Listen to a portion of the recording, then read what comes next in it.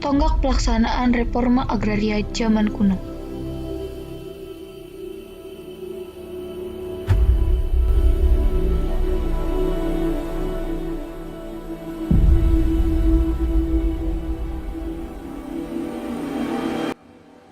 Zaman Yunani kuno, masa kerajaan Solon 594 sebelum Masehi.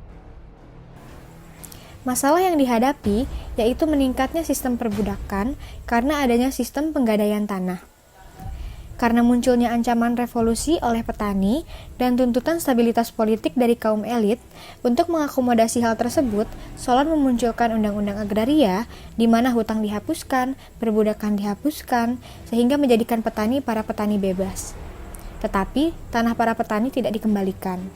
Sehingga, undang-undang agraria juga diciptakan untuk memenuhi berbagai tuntutan dan mengatasi masalah-masalah yang ada. Namun karena undang-undang agraria dianggap terlalu mengakomodasi, membuat semua pihak tidak terpuaskan, sehingga stabilitas politik tak tercapai dan pemerintahan Solon pun jatuh. Zaman Yunani kuno, pada kerajaan Pisistratus tahun 564 sebelum Masehi. Setelah jatuhnya pemerintahan Solon, pemerintahan dilanjutkan oleh Pisistratus di mana ketimpangan kekuasaan tanah yang masih berlangsung menjadi masalah yang dihadapinya.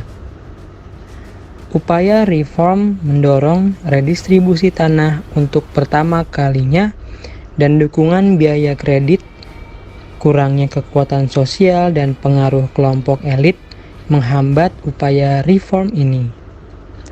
Upaya reform yang terhambat membuat sistem pemerintahan Pisistratus tumbang dan melahirkan penguasa diktator. Zaman Romawi kuno pada tahun 134 sebelum Masehi. Masalah yang dihadapi oleh zaman Romawi kuno adalah berupa ancaman pemberontakan oleh petani. Pemberontakan ini dilakukan petani karena sudah tidak tahan lagi di bawah sistem feodalisme.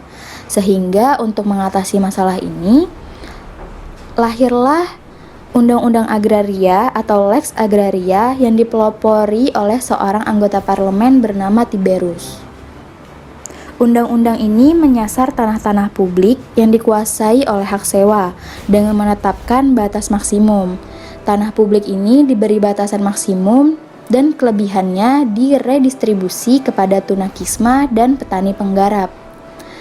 Namun, masih kuatnya sistem feodalisme dan perlawanan keras yang terus dilakukan oleh para senator membuat upaya reform ini tak berdampak apapun kecuali Undang-Undang Agraria itu sendiri.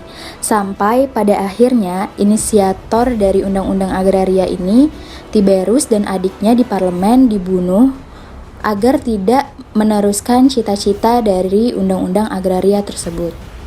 Dan berakhirlah pula sistem demokrasi pada saat itu.